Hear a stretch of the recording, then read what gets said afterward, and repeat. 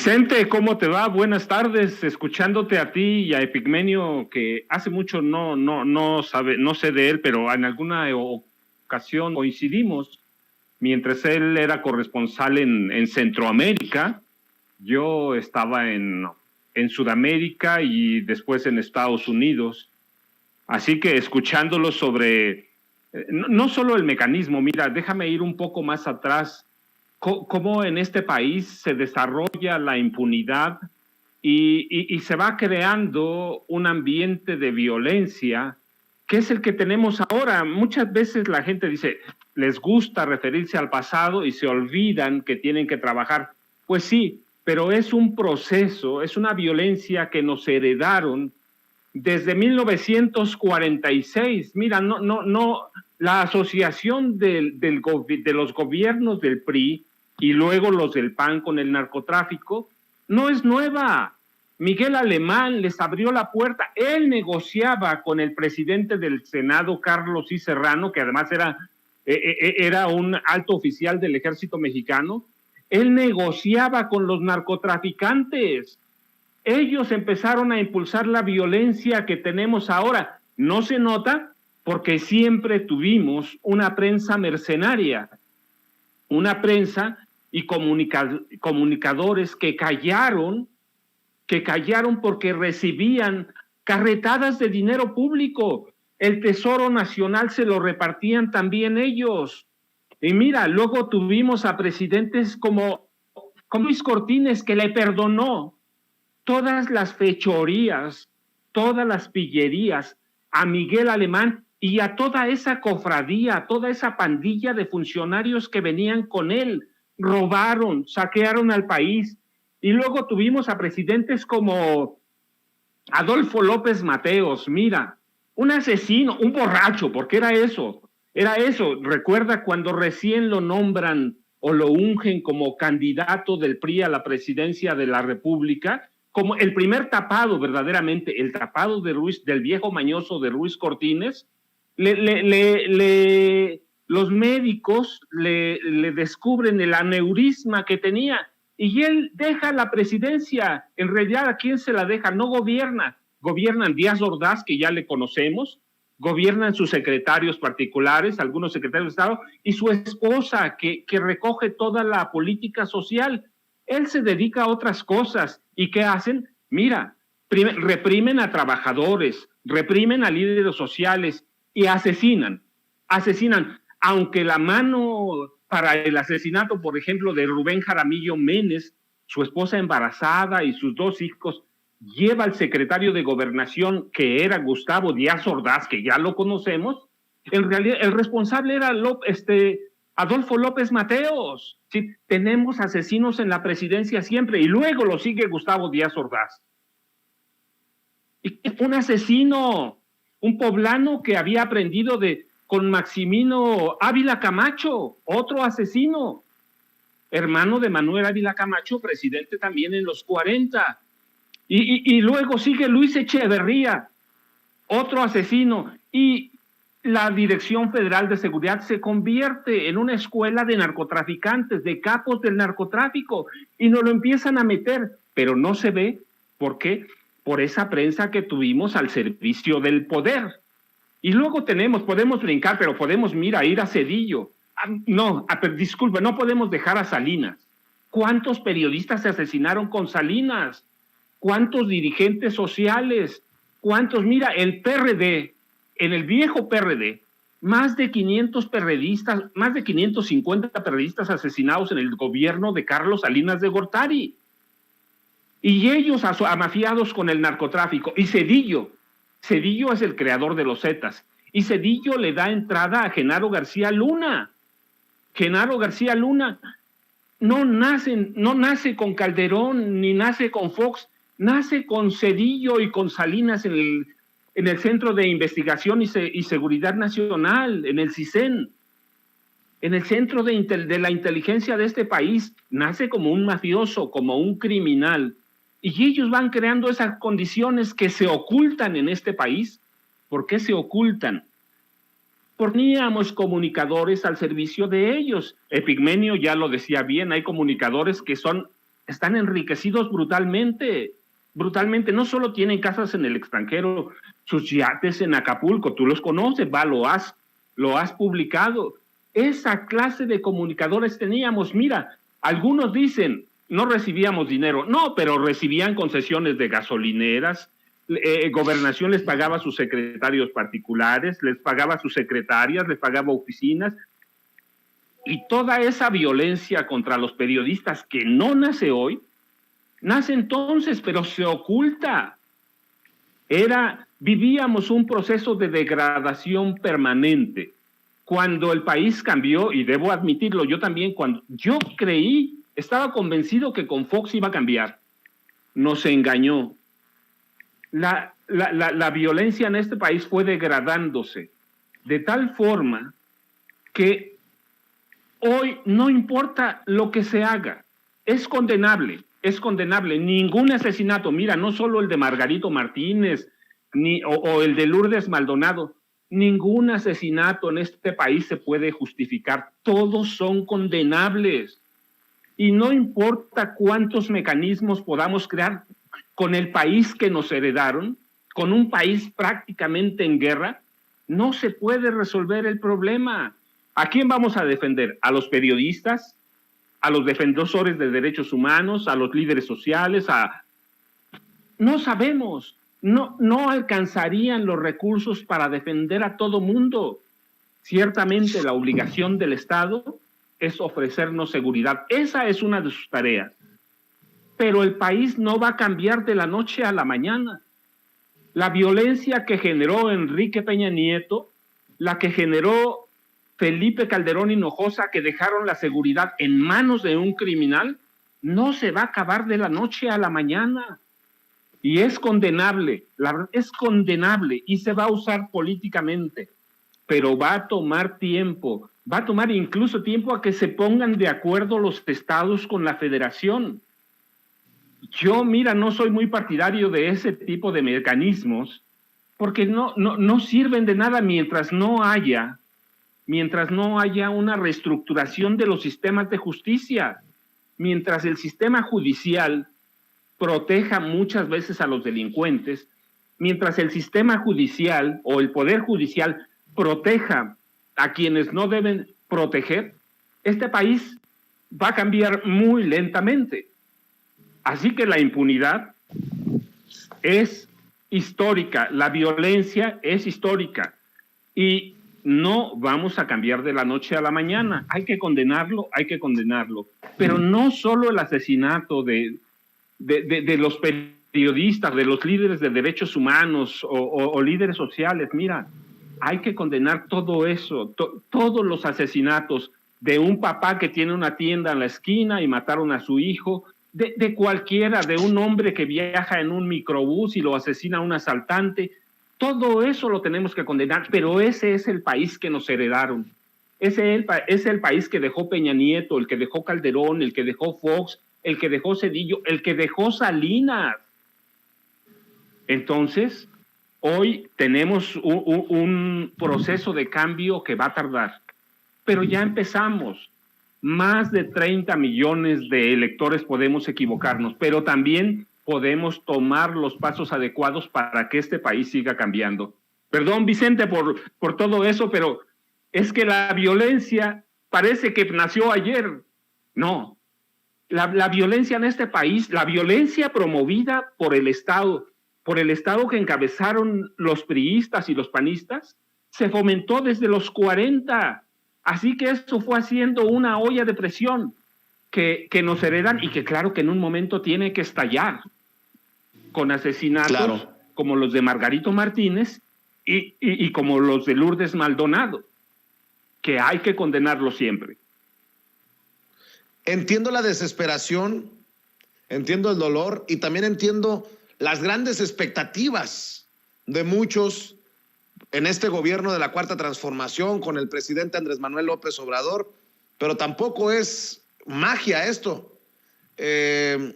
Sí creo que sí se necesita repensar, reestructurar, reevaluar el mecanismo de protección a periodistas. Yo como beneficiario, yo lo estoy pidiendo una y otra vez, querido Paco, porque si bien es cierto, entiendo que, y lo he mencionado, así traigamos el ejército atrás, cuando alguien te quiere hacer daño, te va a buscar hacer daño.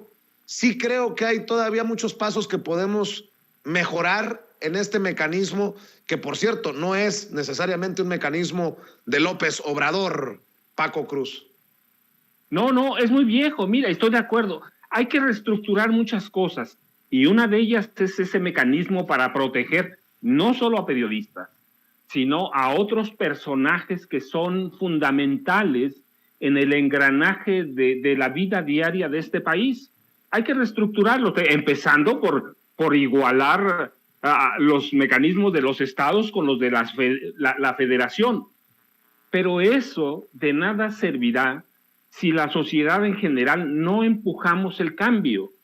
No se pueden crear, no puede haber un policía por cada periodista, pero aún si lo hubiera, el asesinato cobarde de Lourdes Maldonado, el asesinato de Margarito Martínez, nos muestran que ni con un policía atrás vamos a detener una bala.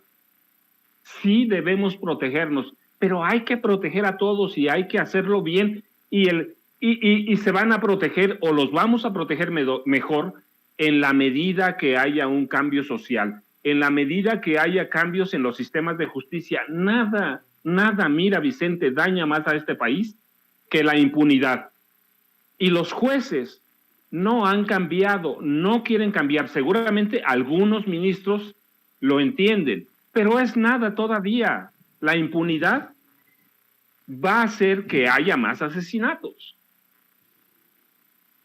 Yo sí entiendo al presidente cuando dice que no hay que hacer politiquería, sobre todo con el asesinato de Lourdes Maldonado, pero sí difiero respetuosamente cuando defiende a capa y espada a Jaime Bonilla, el exgobernador de Baja California. La hoy Oxisa, la asesinada, lo señalaba directamente y creo que debe de ser para las autoridades en Baja California debe de ser una de las primeras líneas de investigación. No estamos culpándolo de nada, simplemente estoy retomando lo que la propia Lourdes Maldonado fue a decir a la mañanera y expresó días antes de ser asesinada cuando fue notificada de su victoria legal contra la empresa de comunicaciones de Jaime Bonilla, quien dice que tenían una relación amistosa. Pues no, de amistosa no tenía nada, y entiendo al presidente que dice que no hay que hacer juicios sumarios, pero ahí están las acusaciones de la mujer que hoy está muerta.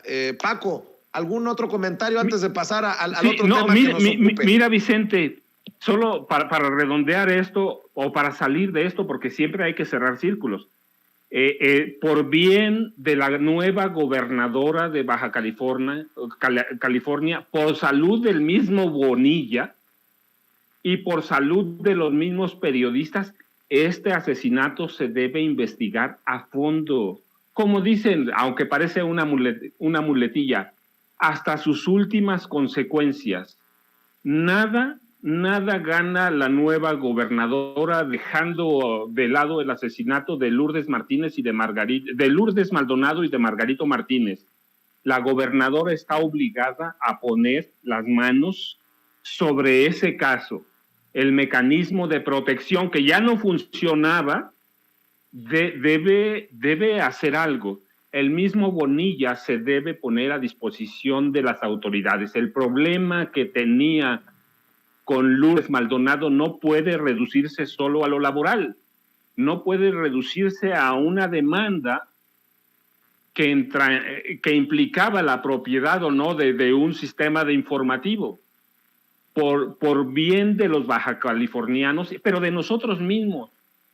Este asesinato, como otros, deben investigarse a fondo. Pero mira, mismos periodistas de Baja California o de la Ciudad de México que ahora hacen uso político de este asesinato, ellos también pueden investigar. Ellos también. el buen periodismo de aquellos mercenarios, si les queda un poco de dignidad, deben investigarlo. Si, no podemos, somos periodistas, somos investigadores, debemos también entrar al fondo de ese problema o de ese tema y del asesinato, no solo de Lourdes, porque sería minimizar el de Margarito Martínez, sino ese par de asesinatos ahora que empieza el gobierno de Morena, el nuevo gobierno de Morena en Baja California. Muy bien, Paco, pues ojalá que así sea, que se investigue hasta las últimas consecuencias, caiga quien caiga. Oye, Paco, pues tenías voz de profeta, aquí señalaste, advertiste y se cumplió que Carolina Villano, la esposa de Moreira, el exgobernador priista de Coahuila, hoy coordinador de los diputados del PRI, sería la candidata del PRI en Hidalgo. El PRI se jugaría ahí su sobrevivencia. Cuéntanos qué hay detrás de todo esto, cuáles son las manos que mecen la cuna, querido Paco. Bueno, mira, Vicente, sí, ciertamente desde entonces era previsible que Carolina iba a ser la candidata. Bueno, ellos la han disfrazado como candidata del PAN, en realidad, o como precandidata todavía, porque todavía es precandidata, como candidata, como precandidata del PAN, pero en realidad es la candidata del PRI. ¿Por qué se oculta el PRI? Pues por toda la historia negra que trae desde los 40. El PRI se está jugando con ella la sobrevivencia no para 2023, sino para 2024, pero nos está mostrando cómo lo va a hacer. Se va a esconder atrás del PAN. Carolina es la secretaria general del PRI. Carolina es la esposa de Rubén Moreira Valdés, el coordinador del PRI en la Cámara de Diputados allá en San Lázaro. Sí, es una priista con todas las de la ley, y no solo es una priista, es la representante de todo lo oscuro que viene con los hábitos priistas, la corrupción, el asesinato, el soborno. Hay que ver, mira, su familia, los Austria y los Vigianos son viejos caciques que están involucrados en asesinatos en manejos oscuros, despojos de tierra, y viene de un grupo, el grupo Huichapan, que tiene la misma larga tradición, ¿sí? Desde Javier Rojo Gómez. Ellos han controlado Hidalgo. Históricamente, el grupo Huichapan, o grupo Hidalgo, como lo llaman ahora, se forma con Rojo Gómez y con los Austria, que eran militares revolucionarios y que se vuelven caciques allá pegados a San Luis Potosí, y se apoderan de diputaciones federales, diputaciones locales, presidencias municipales, y forman con el grupo Huichapan un cacicazgo para controlar a todo el estado. Si no entraron a San Luis Potosí, recuerda, es porque allá tenían un priista tan asesino y tan negro como ellos, como estas familias. A Gonzalo N. Santos, un tipo que no se andaba por las ramas, y que es de los responsables de la muerte de Adolfo López Mateos, por cierto, sí, cuando López Mateos era vasconcelista. Sí, los Villano con los Austria forman unos cacicazgos que se apoderan aparte, y ellos juntan con el grupo Hidalgo de Rojo Gómez y se apoderan del Estado con todas las mañas, y hoy lo van a tratar de sostener porque se ven como los salvadores del PRI. Ellos, recuerda, ¿quiénes están ahora? ¿Quiénes representan la vieja escuela de los Villano, de los Austria, de los Rojo Gómez? Pues tienes a dos personajes, Miguel Ángel Osorio Chong, y tienes a Jesús Murillo Caram, que es uno de los grandes caciques económicos de Hidalgo. Ellos no solo son responsables de Hidalgo, recuerda, ellos fueron los artífices de la guerra sucia para llevar a Enrique Peña Nieto a la gubernatura del Estado de México. Ellos dos armaron la guerra sucia porque Enrique Peña Nieto estaba abajo, y luego ellos dos también son artífices de esa especie de guerra sucia para llevar a Enrique Peña Nieto a la presidencia de la República. Es decir, se están jugando la sobrevivencia de grupo. Por un lado, el grupo Tlacomulco, que eso ya se verá en su tiempo en el Estado de México, pero por otro, el grupo Hidalgo, que pretende posicionarse para los comicios de 2024. Entonces, Carolina Viguiano Austria, porque hay que decirlo, también viene de una tradición caciquil política que pretende salvar al PRI. Sí, y el PRI va con este nombramiento arropado, enmascarado en el PAN, te muestra que va con todas sus viejas mañas, sus hábitos tramposos, sus costumbres de pillería. Sí, nos espera una larga pesadilla. Rubén, los Moreira Valdés han sido una pesadilla para Coahuila. La grandeza de Coahuila murió con ellos. La grandeza de Hidalgo ha muerto con estos grupos nuevos. Hoy ella encabeza al viejo PRI disfrazado con la máscara del PAN. Pues qué cosas están ocurriendo con esta alianza putrefacta promovida por Claudio X González y los intereses menos transparentes de México. Esta alianza del PRI, PAN, PRD, en donde se están repartiendo a diestra y siniestra las candidaturas. Y bueno, pues qué importante que alguien con el bagaje, el historial de Paco Cruz nos dé una claridad de lo que está ocurriendo en Hidalgo, un Hidalgo que está a punto de perder el Partido Revolucionario Institucional. Paco, ¿con qué cerramos esta oportunidad de saludarte? Pues mira, tenemos la oportunidad de sepultar al PRI en Hidalgo. Si sepultamos al PRI en Hidalgo, luego lo vamos a sepultar en el Estado de México. Así que este país tiene que seguir cambiando, no poder ir hacia atrás. Ellos están anclados con empresarios, no sé si son empresarios, pero de que son negociantes de poder, son negociantes como Claudio X González. Pero nosotros tenemos la oportunidad de mantener el cambio en este país, a pesar del PRI. Según las últimas encuestas o las más recientes, Morena está adelante 2-1. Bueno, pero el nombramiento de Carolina o el apuntalamiento de Carolina Viguiano Austria, pues nos dice qué quiere el PRI. El resto, pues será historia en este 2022, ¿cierto? Que así sea, ojalá. Ojalá, querido Paco Cruz. Oye, ¿y por qué no cerramos invitando a la gente para que te siga en redes, para que esté al pendiente de tu trabajo, Paco? No, pero claro, mira, seguro de que sí, en Facebook, Francisco Cruz Jiménez, que ahí atiendo a todo mundo, y en Twitter, @Paco Cruz Jiménez y Vicente. Yo les agradezco como siempre. Estoy enclaustrado en mi casa con tanto frío, pero me da un gusto saludarte y te mando un abrazo y para todos allá. Gracias. Así estamos todos, querido Paco, te mando un abrazo. Nos vemos muy pronto aquí en Sin Censura, el maestro Francisco Cruz, autor de García Luna, El Señor de la Muerte, y bueno, esperando siempre sus libros, sus obras y sus comentarios sin censura.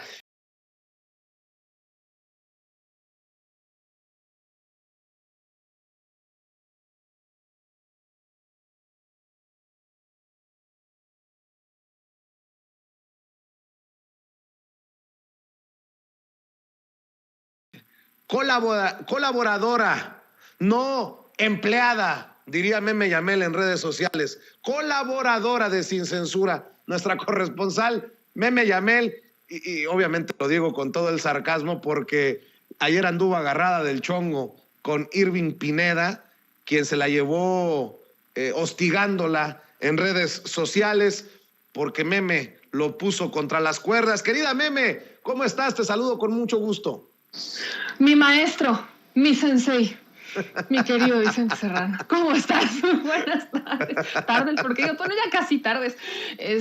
Sí, tu amigo Irving Pineda tiene una obsesión, ya más que conmigo, contigo, oye. Y cuando dice eso de maestro, te juro por mi vida que yo escuchaba en el fondo, no sé si ustedes conocen esa canción de Modoro, de yo soy tu maestro, bueno, así más o menos siento cuando lo mencionaban, lo siento, hacía alusión a mí, pero bueno, gajes del oficio, mi querido Vicente, mi querida familia de Sin Censura, que andan por aquí y que como siempre nos están escuchando y que nos ven y que forman parte de una bonita comunidad informada que combate la desinformación. También aprovecho para mandarle un beso enorme a mi querido Ramiro Padilla, porque de verdad es una chulada. Ayer estuve también viendo su programa en la noche, entonces excelente servicio, 5 estrellas en este espacio como siempre. Sale, saludo al verdadero sensei, al verdadero maestro en Sin Censura, al querido Ramiro Padilla Atondo, el autor del bestseller El Pequeño Chairo Ilustrado. Mi querido Ramiro, ¿cómo andas? Vicente, muy bien, contento de participar aquí con mi querida Meme esta mañana para desgranar algunos temas. Por ejemplo, estoy trabajando en una demanda colectiva. Ya anoche estuvimos trabajando para demandar la escuela de karate a la que fue Alfredo Adame, porque se ve que no le enseñaron absolutamente nada.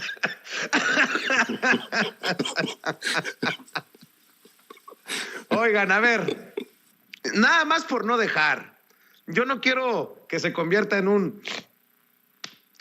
tema farandulero, pero ¿a poco no es la caca de la política personajes como estos? En momentos en que Movimiento Ciudadano le está apostando, a lo mejor no en ese mismo nivel, pero a personajes de la farándula, que la gente abra los ojos, Meme.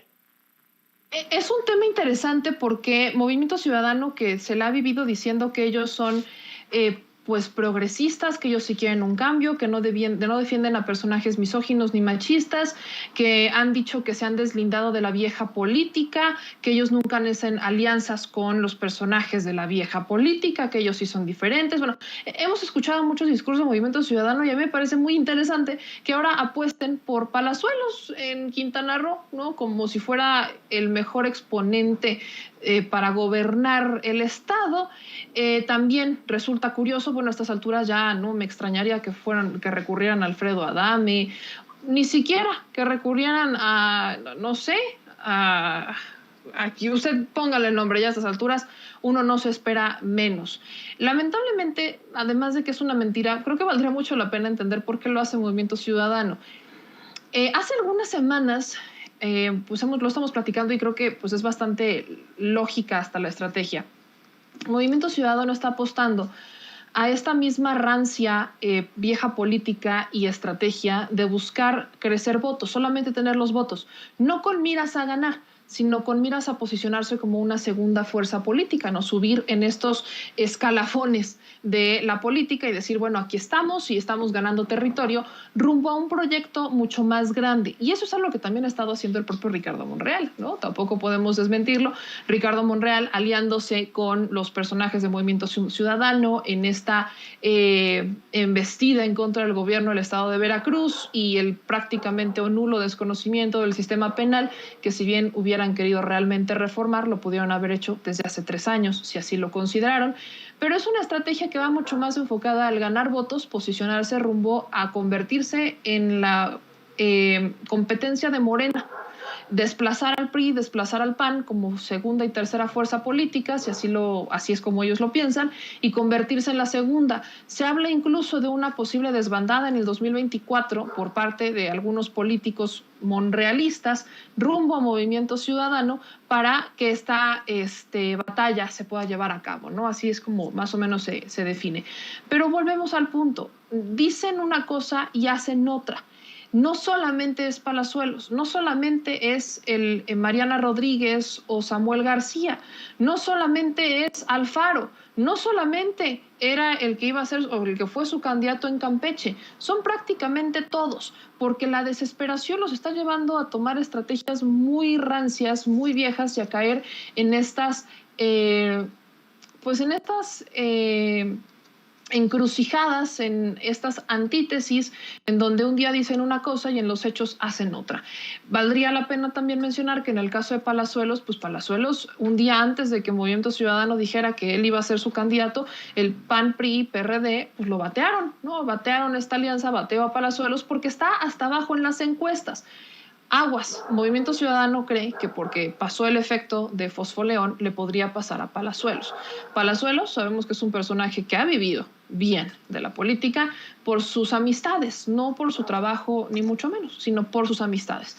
Es un personaje misógino, es un personaje que incluso dice y va en contra de las parejas homoparentales, que está en contra de la adopción homoparental, que está en contra de la diversidad. O sea, hablamos de un personaje que no escandaloso, sino es pues contrario a lo que supuestamente Movimiento Ciudadano es su lucha o su bandera. Así que creo que lo que debe de tener en cuenta la audiencia es no dejarse llevar solamente por las estrategias faranduleras o estrategias de likes o estrategias de influencers con las que quieren ganar votos, sino que empiecen a ver cuál es la estrategia de fondo. No es ganar la gubernatura del estado de Quintana Roo, es únicamente crecer en votos, tener un buen número de votos para entonces tener más dinero y también tener mayor poder político rumbo a la construcción de un proyecto que desplace a Morena.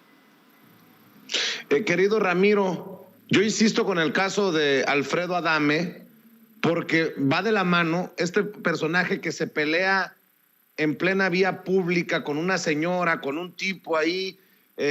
Bueno, pues yo pregunto, ¿no es del mismo nivel o cortados con la misma tijera con el que quiere Movimiento Ciudadano sea gobernador del partido allá en Quintana Roo, cuando recordamos aquellas declaraciones de Palazuelos diciendo que usaban al Estado Mayor Presidencial como mandaderos y que hacían sus fiestotas en las casas de Fonatur con los hijos del expresidente Miguel de la Madrid y que usaban los aviones presidenciales como taxis para estos mis reyes, para estos hijos de papi? El tema, fíjate que anoche estaba hablando del tema.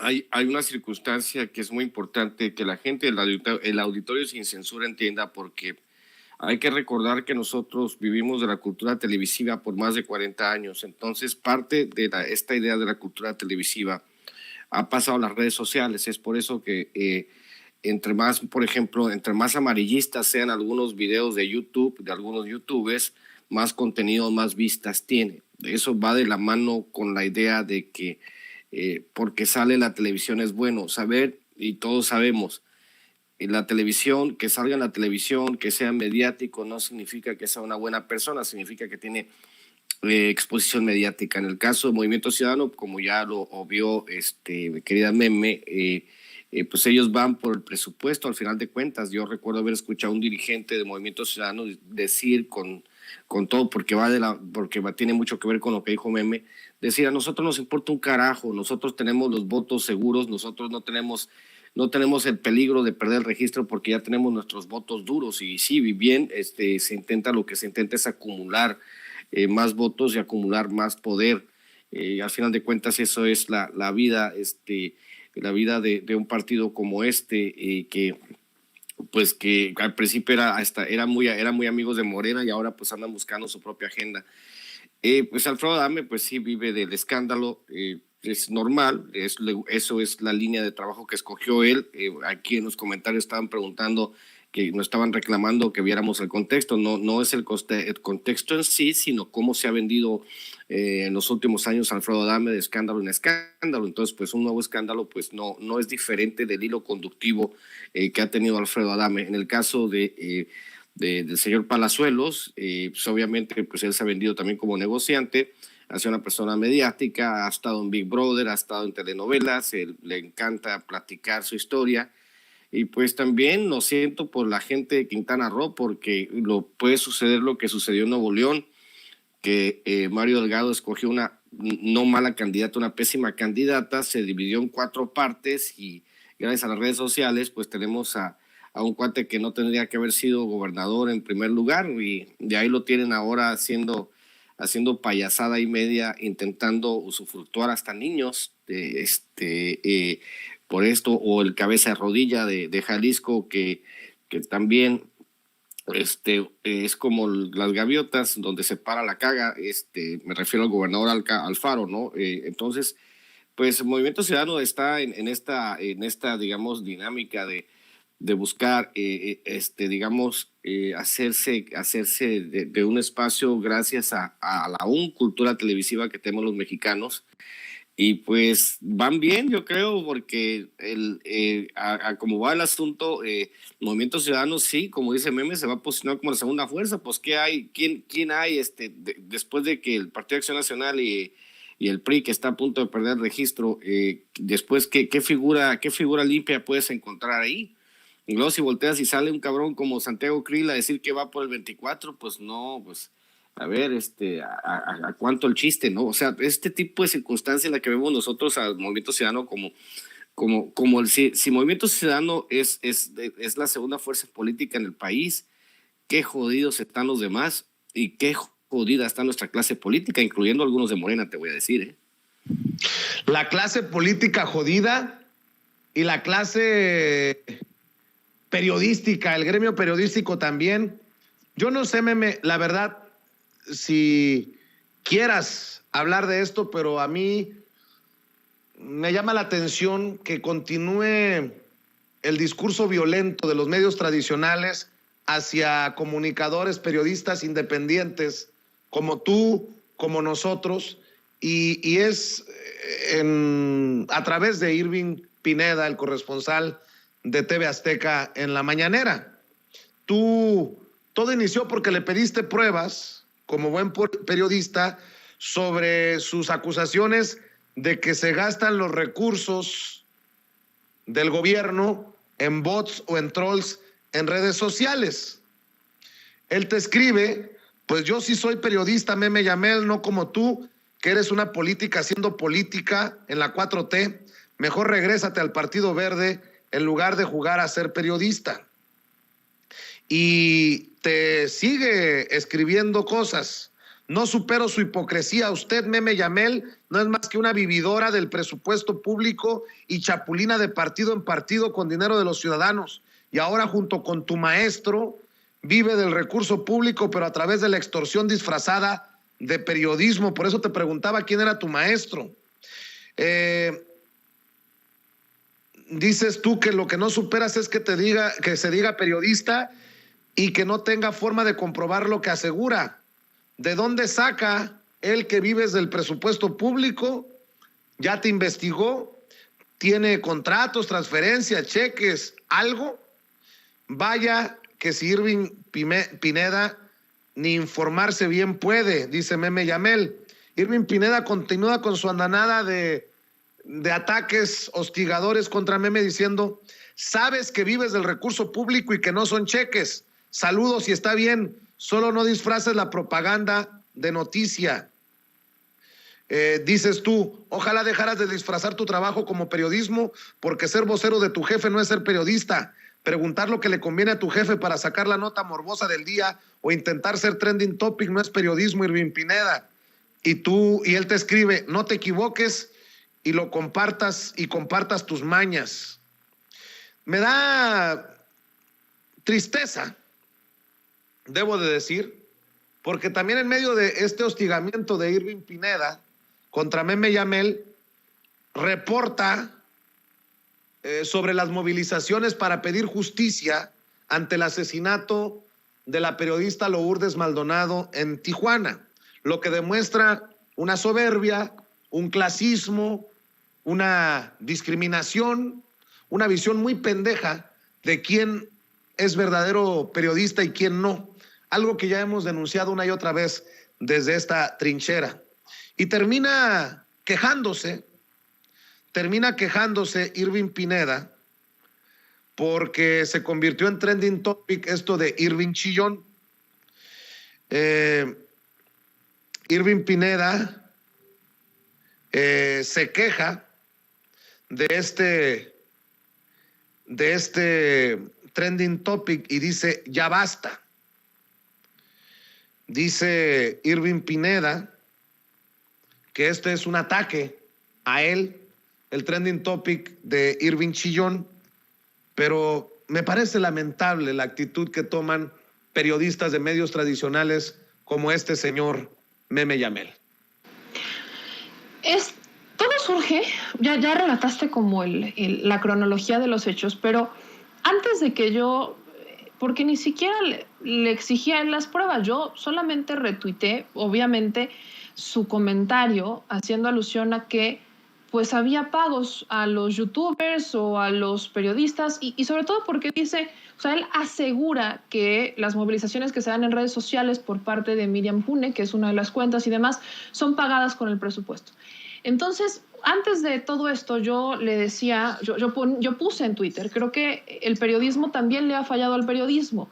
El de ayer también lo platiqué con Pedro Miguel y efectivamente el periodismo le ha fallado al periodismo en dos sentidos. El primero, en el sentido en donde pues vemos que hay quienes se sienten más periodistas que otros, ¿no? Se sienten más periodistas que otros y argumentan que ellos por estar trabajando en un medio, o vaya, la única justificación que les da para sentirse más periodistas es o porque estudiaron periodismo o comunicación o porque trabajan en un medio de comunicación de reconocimiento, ¿no? Reconocido.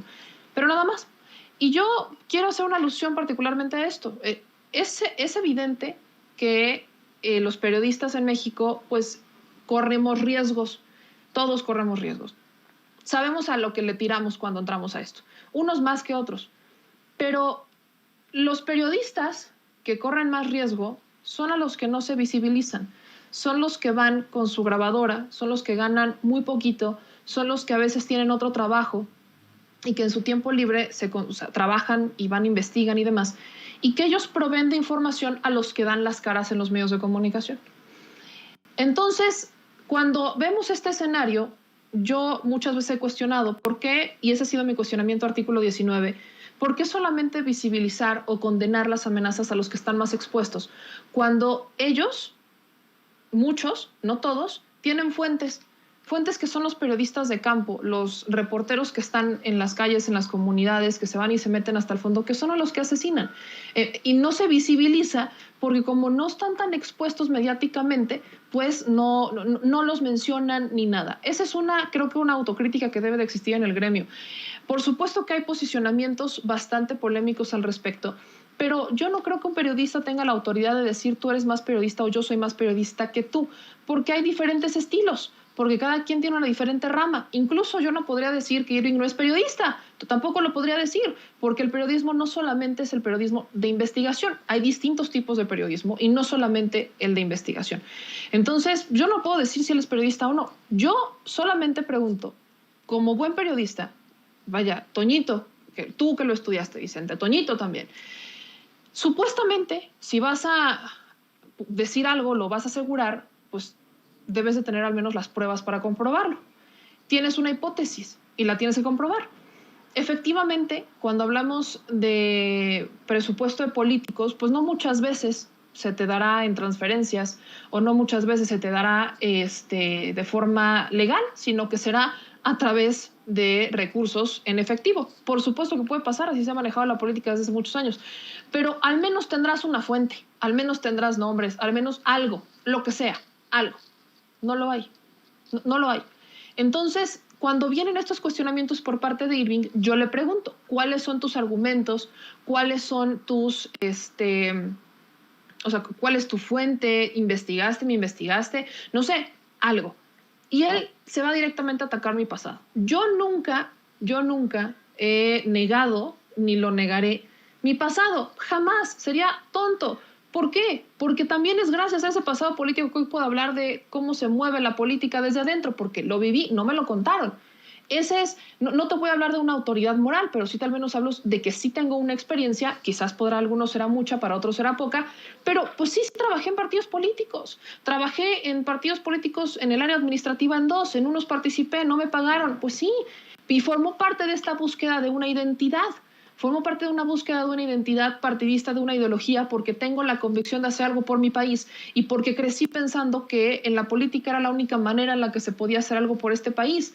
Crecí pensando y crecí con una familia que viene de ideología muy cercana al priismo. Entonces yo crecí con que el PRI era el gran partido que podía solucionar los problemas, y voy y participo en el PRI y me topo con la realidad de que no es cierto. Luego dije, bueno, vamos a encontrar el camino. Si aquí no me siento cómoda, si aquí no hay ni siquiera espacios para que te escuchen y solo te utilizan, pues entonces voy a otro partido. Y busqué el Partido Verde, era un partido más chiquito, de hecho ellos me lo proponen, y entro en la parte administrativa. Y ahí aprendí cosas que hoy no me arrepiento, desde el Instituto Nacional Electoral, transparencia, afiliaciones, o sea, aprendí cómo se dan estas mañas y demás, y aprendí lo que es que te tengan entre la espada y la pared, entre no puedes decir nada porque te quedas sin trabajo, porque pues en ese entonces muchos pensarán, no, luego decían que yo nací en cuna de oro, pues no nací en una cuna de oro, a mí me ha costado chingarle, yo he pasado días sin comer, a mí me ha tocado bañarme a jicarazos, a mí me ha tocado vivir sin agua, sin luz, o sea, yo sí la he padecido y no voy a andarme ni victimizando ni mucho menos, pero uno tenía que trabajar para pagar sus estudios y para mantener su casa. Entonces estás entre la espada y la pared, entre el denuncias o no denuncias. Eventualmente solo duré ahí 1 año y medio y me salí y fui ahora sí que la tercera es la vencida. Dije, definitivamente esta ideología partidista no es lo mío, y me voy a un partido local que se llama Pacto Social de Integración, con una ideología socialdemócrata, y dije, bueno, esto me convence más. Pero lo que no me gustó de ese partido es que me querían callar, ¿no? Que yo empecé, justo fue a finales de 2016, cuando empecé con mi primer programa, la primera vez que me paraba frente a una estación, frente a un micrófono y tenía un medio de comunicación.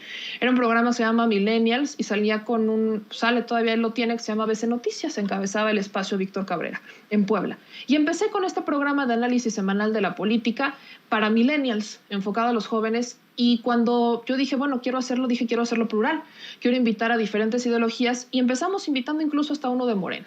Así que invitamos al grupo de Morena y el partido se enojó conmigo. Yo en ese momento, lo digo, no era ni reconocida, nada.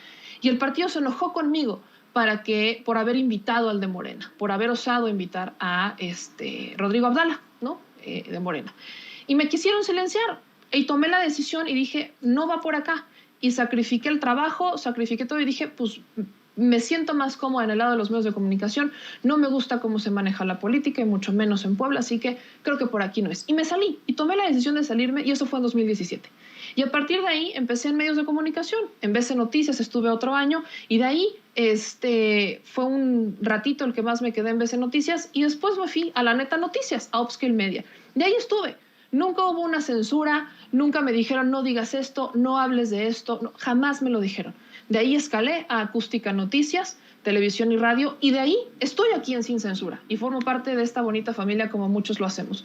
Y ese ha sido mi recorrido en medios. Entonces, cuando Irving recurre a atacar mi pasado político, digo, pues no es un secreto, no me da pena, no me empacha, hay una razón de ser, creo que ha sido súper transparente.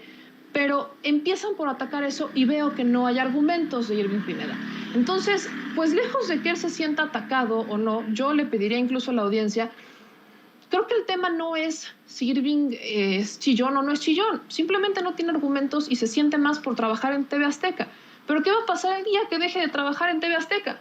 ¿Qué va a pasar el día en el que su jefe decida cortarle el recurso? ¿Dejará de ser su vocero? Porque a diferencia de Irving, cuando él dice que y jura y asegura que yo recibo presupuesto del Estado, yo le preguntaría, ¿de dónde lo sacas? No tengo ningún contrato. Si me buscan en la plataforma de transparencia, pues encontrarán algo sobre mi pasado político, encontrarán que fui candidata suplente a una diputación federal en el 2015, 2014, que no, evidentemente no la ganamos, encontrarán algún permiso para una remodelación, para una construcción, y no encontrarán absolutamente nada más. No hay más que encontrar. No recibo presupuesto y nunca lo he recibido. Y no lo recibo porque tampoco quiero y no lo he buscado. Así que así se va a quedar, así se tiene que quedar, porque la libertad es algo que yo aprendí con la experiencia, que es lo mejor para mí. A diferencia de Irving, que mi último mensaje dirigido a él es justamente sobre quién sí recibe dinero público. Y él sí recibe dinero público. Y tengo pruebas de eso. ¿Cuál es la prueba? TV Azteca, el medio que lo emplea y le mal paga, es el segundo medio que recibe más dinero de esta administración. Al menos en el 2021, TV Azteca recibió 86.181.000 pesos. O sea, sí recibe TV Azteca dinero, así que el que sí recibe dinero del gobierno federal, el que sí recibe chayote es él. O sea, él sí lo recibe, de alguna manera lo recibe, porque el que lo emplea y le malpaga es el que lo recibe. Y se lo da. Eventualmente él tiene trabajo en gran parte porque siguen recibiendo dinero del gobierno federal. Entonces, cuando viene a hablar de chayote y cuando viene a hablar de quién es más periodista que otro, pues creo que primero tendría que ponerse a ver su experiencia, su situación y dejar de victimizarse. Yo, en algo que estoy en contra, es que el periodista hoy en día se siente intocable, se siente impoluto.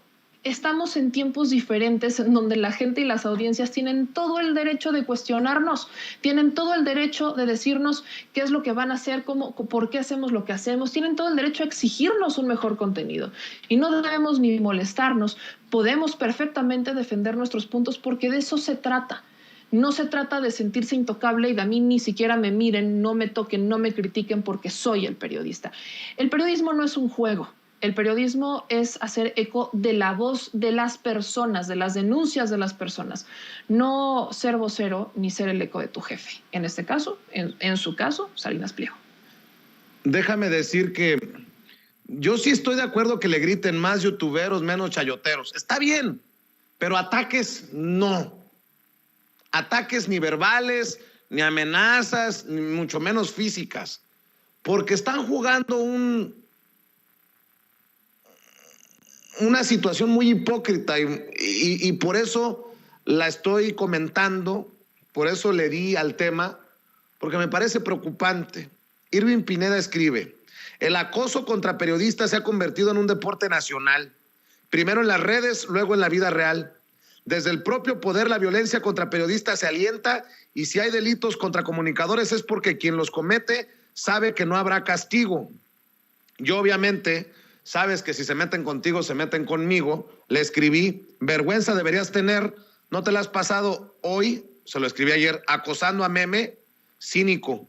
Y lo menciono porque uno de sus últimos ataques contra Meme, y aquí seguramente vas a opinar, querido Ramiro Padilla Tondo, escribe: no eres más que una vividora del presupuesto público y chapulina de partido en partido con dinero de los ciudadanos.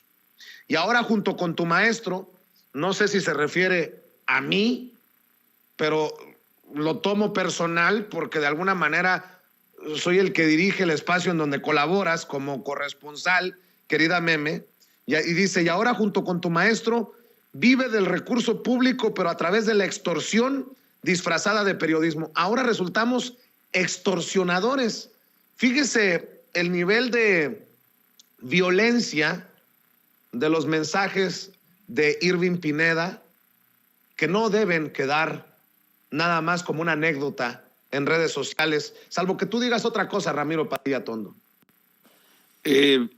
Quisiera explicarle, por ejemplo, y aquí a riesgo de equivocarme, hay una frase que creo que es de Michel Foucault, el filósofo francés, porque Meme y yo también lo habíamos hablado al respecto cuando hubo otro youtuber que fue a investigarle hasta su MySpace, que lo estamos riendo, ¿no? Todo el mundo se da un salto al pasado. Por ejemplo, si se dan un salto a mi pasado, van a descubrir que yo era bastante feo cuando era más joven y pueden utilizar esas fotos como arma, ¿no? Que me lastimaría mucho, por cierto. Pero la realidad es que, como decía Michel Foucault, somos el resultado de un proceso de un complejo proceso de arquitectura de identidad. A mí me parece que esa frase es muy acertada. Esto es, lo que tú hiciste hace algunos años, probablemente no estés de acuerdo hoy, es parte de ir evolucionando, de ir entendiendo quiénes somos, de ir ajustando, porque somos humanos y los humanos somos seres complejos. El problema reside en intentar escapar de esta idea que tenemos del mundo, porque también decía, aunque me estaba corrigiendo Miguel Martín cuando estamos hablando de Wittgenstein, el filósofo austríaco, que decía que los límites de tu lenguaje son los límites de tu mundo, que significa que aunque después él se dio cuenta que era algo más y tiene que ver con la semiología, que no voy a entrar en este momento porque aparte ni le entiendo, pero más o menos sé de qué se trata. La idea es que cuando tu lenguaje es muy limitado, tus pensamientos son muy limitados. En el caso del señor Irving Chillón, que se lo ha ganado a pulso, no ha entendido que no necesariamente, o sea, descalificar per se, descalificar en automático no ayuda, sino que hay que tener digo yo que en México tenemos un problema, y este problema es que no sabemos hilar una secuencia lógica de ideas, o no sabemos, por ejemplo, disculparnos cuando no nos da el cerebro para entender que no funciona así. Hacer una acusación sin sustento cuando sabemos que somos totalmente enemigos del dinero público, y pues que se ha hecho un esfuerzo, para que el público sea el que patrocine los esfuerzos comunicativos como Sin Censura, que no tiene nada de malo. Y si no entienden siquiera esa parte, que eso habla de una pobreza mental absoluta. Ahora, pues uno los ve a ustedes, te ve a ti, a Meme, ve a Toño, ve a toda la raza, al equipo de Sin Censura, y pues uno se da cuenta que no necesariamente tiene una agenda contra el gobierno, pero tampoco son aplaudidores, ¿no? Aquí hemos tenido nuestros encontronazos con el partido gobernante, no estamos de acuerdo con muchas cosas que se hacen, pero estamos al pie del cañón. Volviendo al tema de Irving, sí, esa parte de la pobreza mental, porque es pobreza mental al final, no saber conceptualizar cómo funciona el pensamiento. Si uno fuese inteligente, diría que hay una circunstancia que se llama evolución, y se llama madurez, y también hay una curva de aprendizaje, y hay una parte también que me parece bien interesante, que es la de quién les da el título a ciertos youtubers, periodistas, para decidir quién es periodista, quién es especialista. Me sucedía con mi amigo José Manuel Fuentes, que es un gran analista de geopolítica, y que le dicen que nomás lo querían descalificar porque tiene 22 o 23 años. Y José Manuel Fuentes es una riata para analizar geopolítica, por ejemplo, ¿no? Pero anoche lo estamos discutiendo. ¿Quién decide quién es qué? Es miembro de la Real Academia de Periodismo, Irving, para decidir quién es periodista y quién es no. ¿Quién decide? Yo no puedo decidir qué es cada quien o qué título le voy a conferir, porque a mí me parece que es como una manera de tratar de colonizar la mente de los demás, como dicen en filosofía. O sea, yo no puedo decidir por los demás qué es lo que tienen que pensar. Yo puedo ofrecer elementos de juicio para que el público decida qué es cómo funciona en determinado momento un sistema. Pero en el caso de ellos, porque tengo que hacer una reflexión que tiene que ver más con el asunto filosófico, sobre todo en el caso de Irving y todos ellos que piensan que ellos van a decidir quién es periodista, quién es analista, quién es más puro la 4T, quién es menos puro, quién sí se merece el título, por ejemplo, de obradorista, quién no. Y uno pregunta, ¿y ustedes, pendejos, a ustedes quién los eligió como el gran dedo para decidir qué es lo que hacen los demás? Ese es el problema cuando tienes un problema de autoestima grande. Y ese problema de autoestima, y como decía Meme, que te dan te dan la posibilidad de trabajar en una televisora que te da exposición, porque hay que recordar también, porque esa es otra parte que se da en la situación inédita de las mañaneras, que es que muchos que van a las mañaneras se sienten rockstars y se sienten tocados por la mano de Dios. O sea, ir a hacerle preguntas al presidente, yo sé que no es nada sencillo, pero tampoco eres como lo máximo que ha dado la creación, ¿no? Entonces, la visibilidad que te da una mañanera, la visibilidad que te da una televisora, no significa que seas una persona extremadamente inteligente, ni que seas un líder de opinión. Son cosas que son totalmente distintas. Entonces, pues hay que más o menos ir situándose para que él entienda que primero, pues sí, atacar de manera tan cobarde, y pues obviamente, pues sí, como hemos dicho César, como ha dicho Vicente, como digo yo, como decimos todos, el que se mete con uno se mete con todos, y pues nos hemos dado nuestros tiritos ahí en las redes sociales para decirles que no, señores, pues somos una familia y como tal, y como bloque trabajamos, y pues porque nos conocemos y sabemos que aquí todas las personas están limpias, pues. Entonces, pues triste su calavera, porque desgraciadamente le hemos dedicado, ya me están regañando, dice el Roberto Tenori, que me estoy extendiendo, no estoy diciendo nada. Pues si no lo entendiste, padre, ponte a leer, Pero bueno, el caso es que tenemos que entender esta parte en la cual pues hay personas que están abusando de su exposición mediática y no llegan a ningún lado, Vicente. Así es, y para cerrar, si me permiten pedirles un comentario, porque cómo quedaron temas en el tintero y el reloj avanza y no se detiene, parece canción.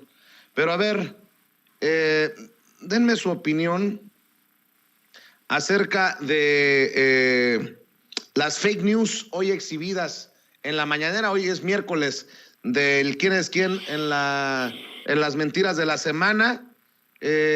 Falso que se hayan talado 20,000 árboles por el tema del Tren Maya, como lo difundió Reforma. También, por cierto, el presidente dice que exagera Reforma y hasta Aristegui por sus declaraciones sobre el extitular o que le atribuyeron al extitular del Tren Maya cuando ayer le leyó la cartilla a sus colaboradores el presidente. Yo sigo insistiendo que eso es saludable para el debate público y no ataques a los medios de comunicación.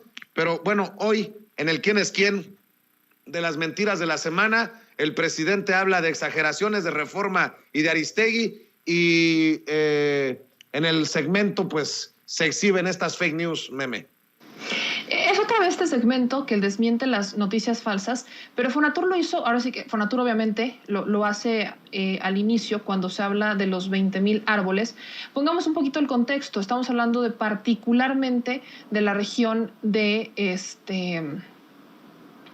en esta carretera federal 307 Cancún-Tulum.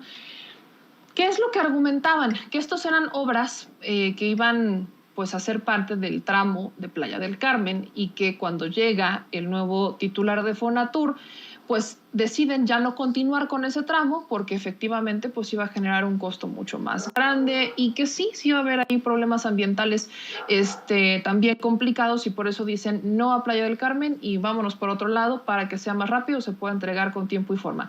Y se agarraron de eso porque empezaron a decir, bueno, ya iniciaron las obras, talaron 20,000 árboles para iniciar las obras y ahora dicen que siempre no. Entonces Fonatur aclaró en un comunicado que los árboles que se encontraban en esta carretera no fueron talados, sino que fueron reubicados en plazas y parques públicos de Playa del Carmen, Puerto Morelos y Cancún. Dijeron que aproximadamente estos 20,000 árboles fueron rescatados y trasplantados por hoteleros de la zona y entre las especies de estos se encontraban o destacan los macuili, ceiba, siricote, cedro y palmas. También en este comunicado, Fonatur pues obviamente enaltece la obra del Tren Maya y dice que además de ser un gran incentivo para el desarrollo del turismo en México, el proyecto tiene un claro compromiso con el medio ambiente, porque, y ahí les va, todas las obras que está haciendo esta administración, de por sí están las reglas de operación de todas las construcciones, pero no todos las respetan. Por cada que tú haces una remodelación o que vas a hacer, o vas a derrumbar o vas a construir, tienes que contribuir al medio ambiente y tienes que pagar para que se haga una reforestación o tú tienes que donar los árboles para que se haga la reforestación. Eso ocurre tanto en obras privadas como en obras públicas. Pero yo no sabía, o al menos yo no conocí información de que eso realmente se hiciera, sino que se pasaban esto de la reforestación y de la mitigación al impacto ambiental que generan las obras por el Arco del Triunfo. Esta administración, cuando vemos el aeropuerto, haciendo una comparación con el aeropuerto, pues Texcoco, ¿en qué se convirtió? Bueno, Texcoco se va a convertir en un área natural protegida en donde hablamos de un parque, se ve un parque. Las áreas naturales protegidas, por ejemplo la Sierra de San Miguelito, la van a reforestar. Hablamos del programa Sembrando Vida, bueno, reforestación. O sea, siempre estamos hablando constantemente de la reforestación y la diferencia, lo que hoy veo y que es algo que lo que han recurrido los medios, es a una interpretación a medias de la información y también basados en la desinformación. Ahí creo que hay una responsabilidad tanto de comunicación social de los gobiernos en general y una falta de responsabilidad muy grave por parte de los medios de comunicación que justamente dan pie a la necesidad de la existencia de esta sección del quién es quién de las mentiras y a que el presidente prácticamente a tiro por viaje esté desmintiendo a los medios de comunicación porque están interpretando lo que creen que dijo pero no lo están complementando y le añaden de su cosecha, entonces esto se vuelve un teléfono descompuesto.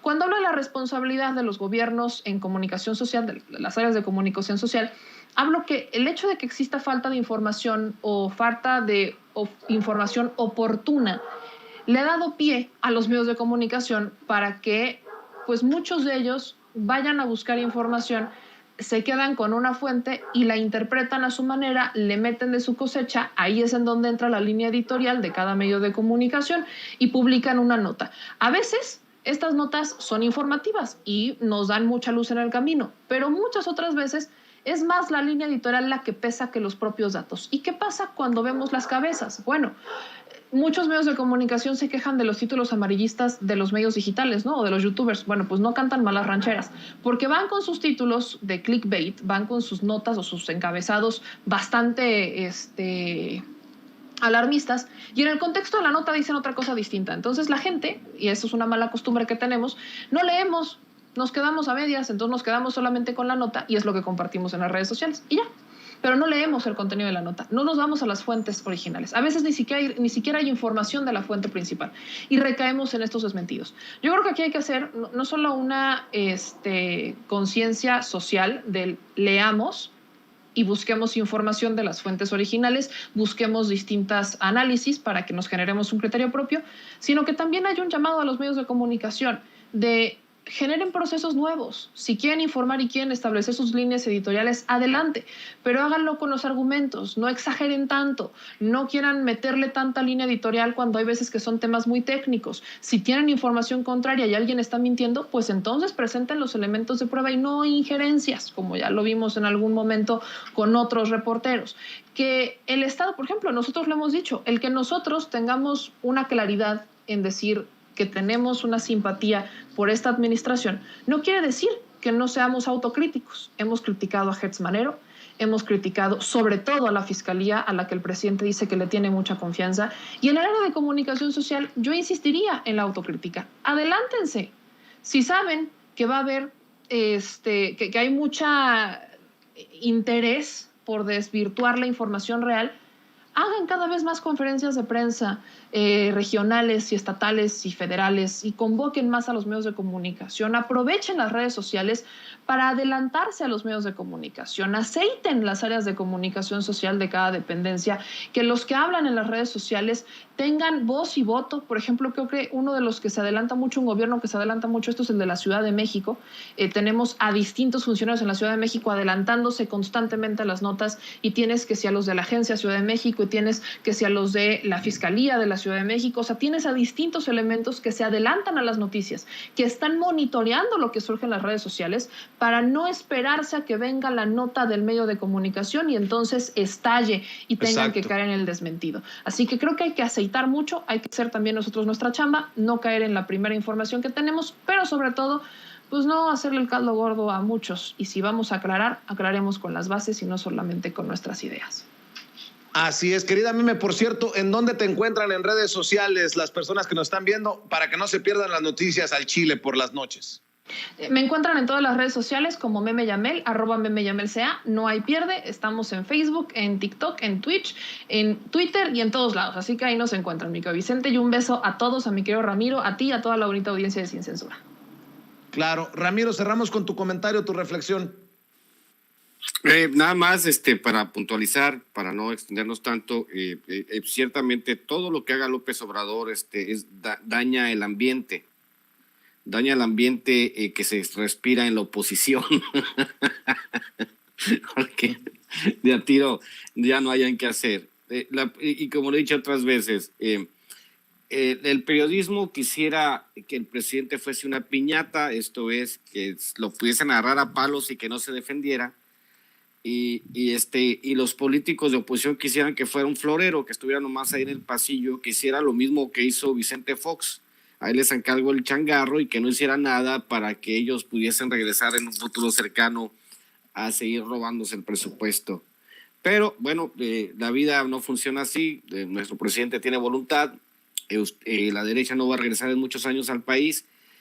Pueden andar rabiosos en Twitter y en todos lados, ya no va a cambiar el asunto. Somos la inmensa mayoría y conforme se vayan consolidando los proyectos de largo aliento del presidente, pues peor va a ser para ellos.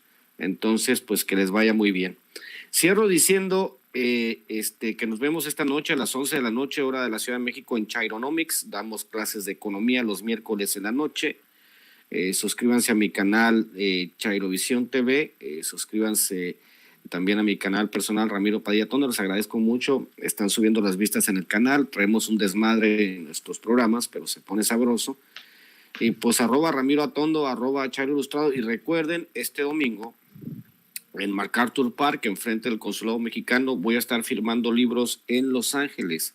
En Los Ángeles, California, I'll be there with everybody. Con todos nuestros héroes migrantes, como dicen algunos youtubers, los vamos a estar viendo ahí. Te agradezco mucho el espacio, mi querido Vicente. Gracias, querido Ramiro. Gracias, Meme. Les mando un abrazo y nos vemos pronto en otra mesa de diálogo aquí en Sin Censura. Amigos, amigas, regresamos en breve. Pero mientras seguimos hablando sin pelos en la lengua, sin censura, usted puede suscribirse a nuestros 3 principales canales en YouTube. Sin Censura Media, en donde tenemos más de 1,600,000 suscriptores. Sin Censura TV, en donde tenemos más de 1 millón de suscriptores. Y en Sin Censura Presenta, en donde queremos llegar muy pronto a los 100,000 suscriptores. Si usted ya está inscrito en Sin Censura Media, suscríbase en Sin Censura TV. Si ya está suscrito en Sin Censura TV y Sin Censura Media, suscríbase a Sin Censura Presenta. Recuerde que es gratis, no tiene que sacar un solo centavo de su bolsillo para apoyarnos. Dele clic en la campanita para que los señores y señoras de YouTube envíen las notificaciones cuando estemos transmitiendo en vivo y en directo o estemos subiendo videos. También nos puede seguir en Twitter en @Vicente Serrano y hasta en Instagram. Ojo, también estamos en Instagram. Son nuestras redes sociales y con el apoyo de ustedes seguimos creciendo, porque con ustedes todo, sin ustedes nada.